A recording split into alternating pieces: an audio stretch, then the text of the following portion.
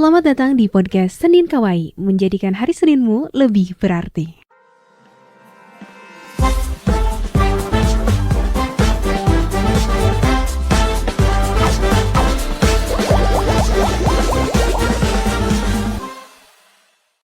Selamat datang di Senin Kawaii, membuat hari Seninmu lebih berarti. Ketemu lagi bareng Indah dan pastinya bareng Nadira juga. Halo Nad, gimana kabarnya? Oh ya, kepukul. Kepukul? Enggak, ini apa, takut ada suara yang masuk maksudnya. Oh, Mejanya kepukul. oh iya, sehat-sehat Nad? Alhamdulillah sehat. Alhamdulillah, ini di luar agak mendung nih ya, jadi syahdu. Cuacanya nggak enak ke badan. Iya, cuacanya tuh membuat hari Senin kita lagi agak mager dan lemes ya Nadia. Iya, lemas. Tapi daripada lemes-lemes kita akan menghibur kamu semuanya.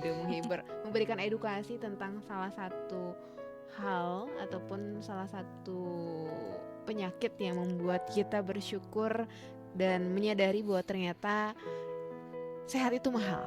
Dan hari ini kita akan bahas salah satu penyakit yang bukan viral ya, banyak banget diderita oleh millennials, kebanyakan millennials, boomer, dan tidak menutup kemungkinan juga generasi Gen Z, anak-anak muda juga menderita penyakit ini. Dan kalau secara data ternyata penyakit ini adalah penyebab kematian tertinggi di Indonesia. Penyakit apa itu? Penyakit diabetes. Nah guys, kalau misalkan kita ngomongin tentang penyakit diabetes, aku sebagai pecinta manis Sweet tooth. iya, kadang merasa takut banget gitu ya. Karena apa? Karena memang makanan dan minuman manis ini digemari oleh banyak orang, mulai dari anak-anak hingga lanjut usia. Contohnya kayak coklat, kan ya, permen dan lain sebagainya. Ternyata rasa manis yang terdapat pada makanan dan minuman manis tersebut merupakan rasa yang ditimbulkan dari adanya gula yang ditambahkan. Nah, kandungan gula dalam makanan dan minuman manis ini banyak terdapat dalam bentuk olahan, sehingga bentuk asli gula sudah tidak lagi terlihat.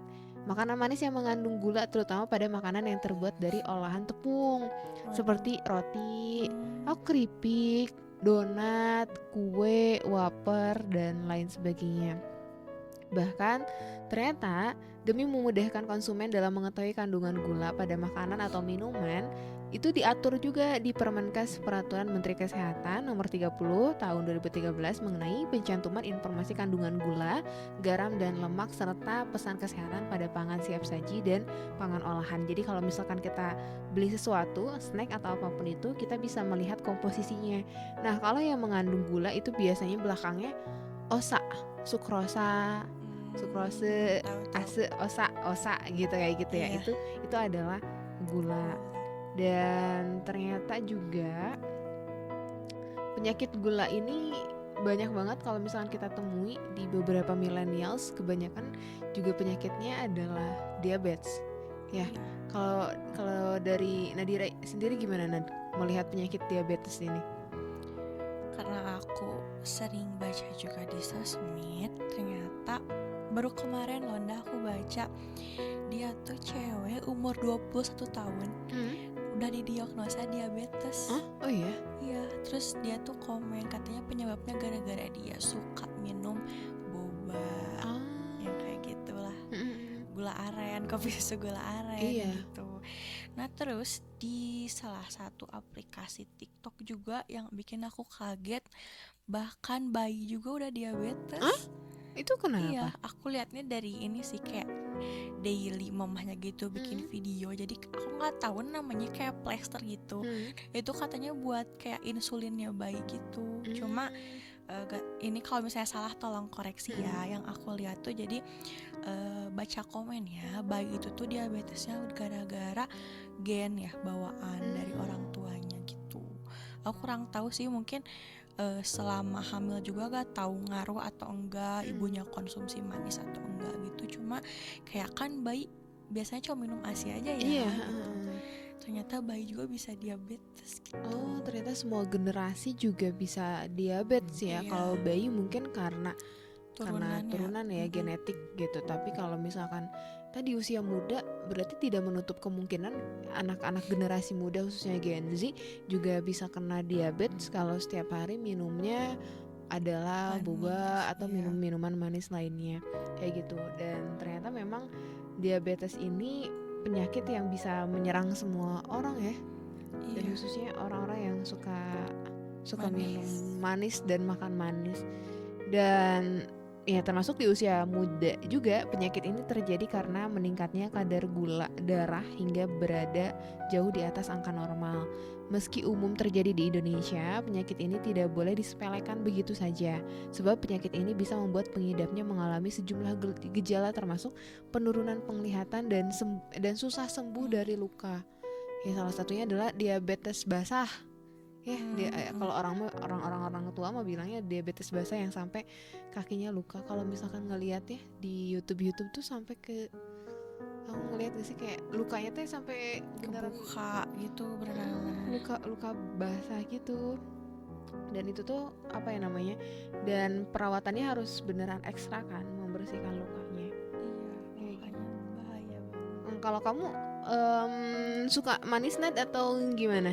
Enggak. Aku suka banget justru. Mm-mm. Nah, jadi aku tuh dari kecil tuh kayak udah pecinta coklat. Betul. Terus pecinta minuman manis kan. Terus semenjak kayak kemarin tuh kan banyak juga yang kampanye tentang bahayanya gula lah kalau kita konsumsi berlebihan tuh kayak bikin aku sadar juga sih emang bener ya tanda-tandanya tuh udah aku alami nih. Jadi gini nih, sebelum mencapai diabetes pasti kan kita tuh kayak ini ya apa ya bahasanya adalah kayak menuju gitu apa ya bahasanya kayak gejala tapi belum sampai diabetes. Jadi aku tuh lihat juga nih di TikTok kayak rambut tuh rontok parah, gitu. muka jerawatan parah gitu, terus kayak kulit tuh kayak menghitam gitu, tau gak sih lipatan-lipatan itu. Jadi walaupun udah luluran digosok juga gak hilang-hilang gitu. Nah itu ternyata ciri sebagian dari mau menuju diabetes gitu.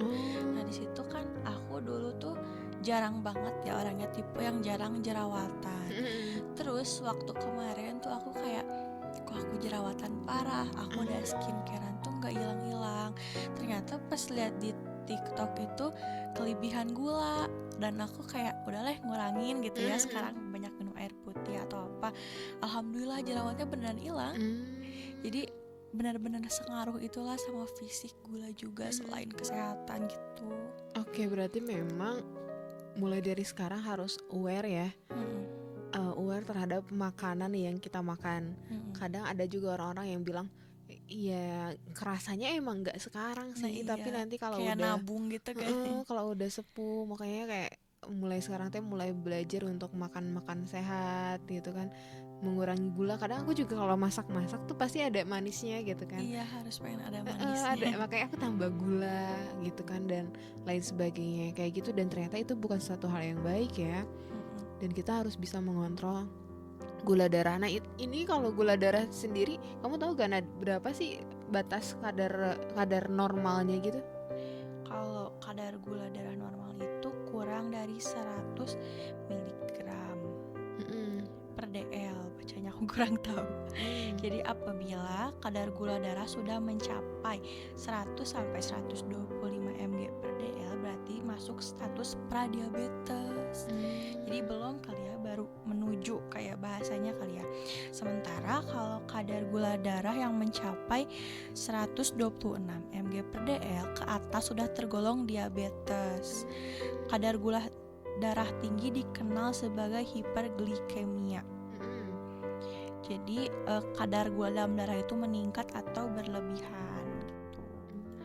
Jadi penyebabnya ini tuh gara-gara gangguan dalam tubuh yang menghalangi kemampuan tubuh untuk menggunakan glukosa dengan efektif. Kondisi ini menyebabkan penumpukan glukosa dalam darah gitu. Jadi penyebab diabetes itu gara-gara ini apa namanya, kemampuan tubuhnya itu gak bisa menggunakan glukosanya dengan efektif. Oke, gitu ya, karena kelebihan kan ya suatu hal yang berlebih juga suatu hal yang nggak baik juga.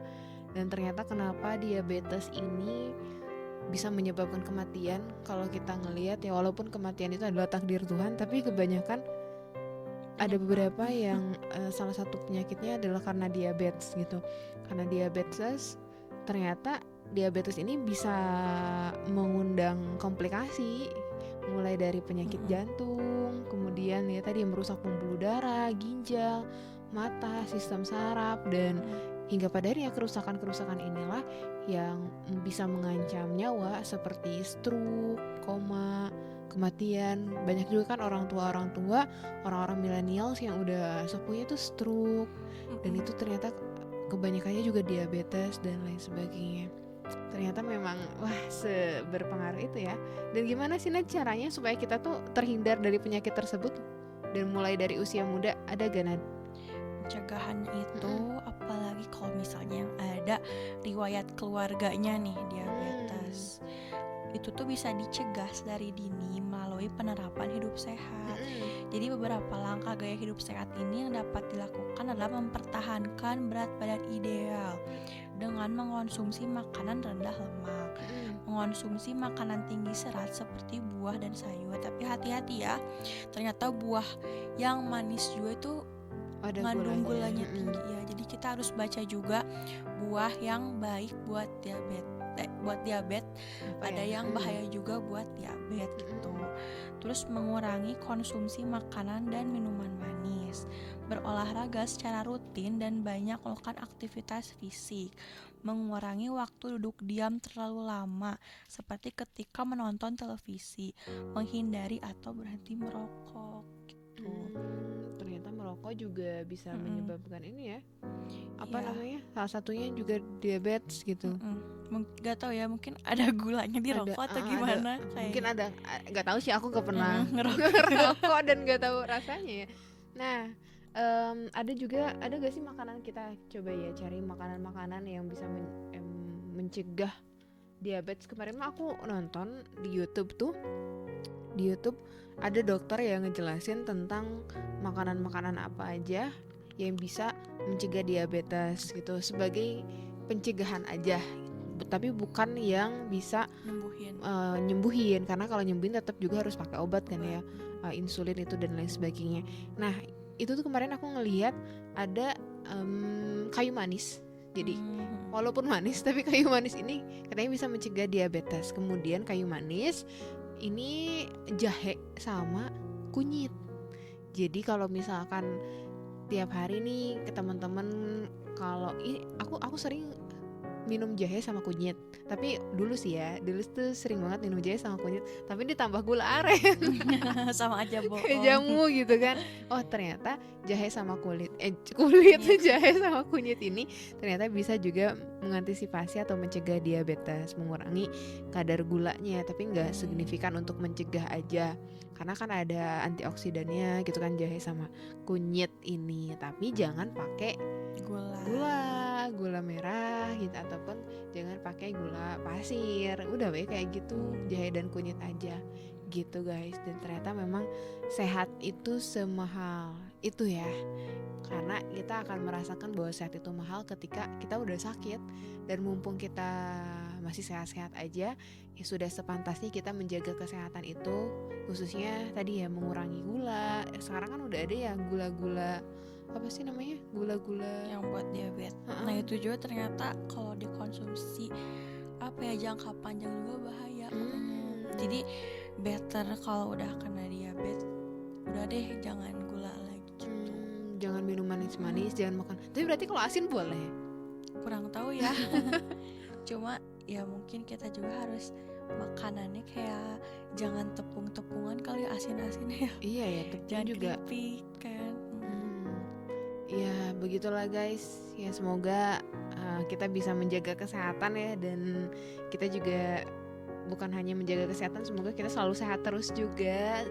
Supaya apa? Supaya kita bisa mengejar impian-impiannya kita. Pokoknya untuk kamu semua jangan lupa untuk jaga kesehatan, kurangi gula-gula, kurangi tadi ya pedes-pedes, karena itu bisa merusak lambung juga. Nanti bahas kali ya tentang asam lambung. Iya boleh.